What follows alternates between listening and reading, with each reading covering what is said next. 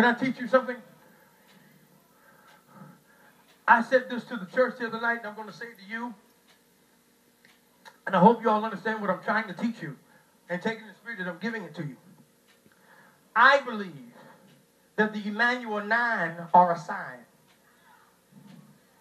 I believe, because I know my God, I know that can't no devil walk in any church and kill anybody unless the Lord allows.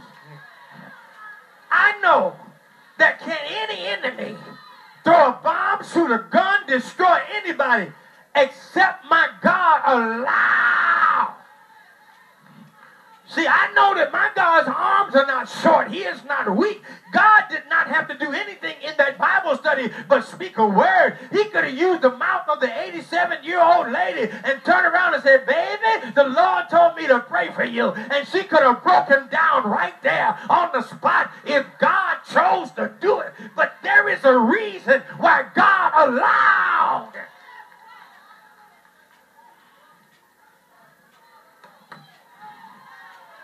God had to allow it. That's why we needed a prophet preaching to let the world know that God had to allow it.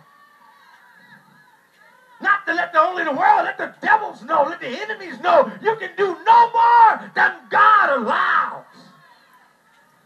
The question is, why did he allow it? What is he trying to teach us? Is he teaching us that just coming together and what we agree is enough? That if we agree in law, that's enough? No! If that was the case, he didn't need to do it in the house of God. You could have killed 9 people anywhere. Why do you allow it in the house of God? Why did he allow the house of God to once again be the icon for the entire world? Why did he have all eyes on the day the Supreme Court was ruling against same-sex marriage? They thought they were doing it for one reason, but God was allowing. You're not hearing what I'm saying. You can't fool me. It was a plot and a plan. They could have told the Supreme Court to release that ruling on Monday, but they did it on Friday because that was intentional. It was designed. The White House already had lights. The guy who filed the case already had a prepared script. The president knew he was going to call. And, you know what I'm saying? It was a plan. And they thought they had the perfect plan to have the two things conflate and come together. But God allowed it to happen. The heart of the king is in his hand. He could have held the Supreme Court up another day if he wanted to. He allowed it. But there are certain things that are in the authority of the church.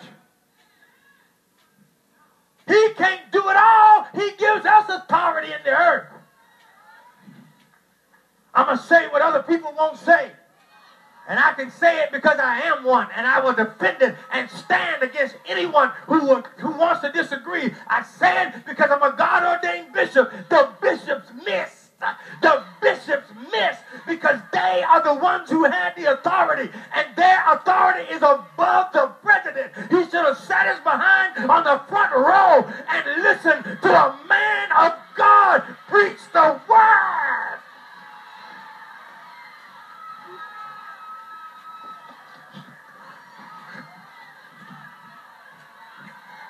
Let the nation think that the president is going to preach, but take executive authority. Say, no, Mr. President, you already spoke in the Rose Garden. You made your point on the Supreme Court. My time to preach now.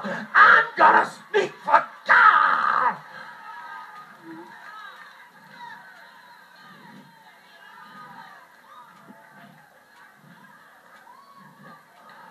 And declare to a waiting world whose whole eyes came back to the church, and not just any church, the black.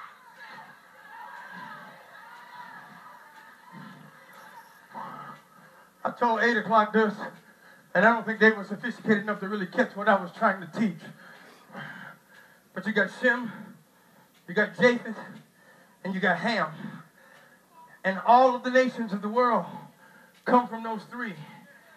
But the dark complexion, Mongoloid, the African, I should say, the black man, the Negroid, comes from Ham. The Jew comes from Shem. Japheth, Caucasians and Asians and other forms come out of his line. Scripture tells us that Shem will dwell in the tents of Japheth. So there will be a connection between the Jew and the Caucasian.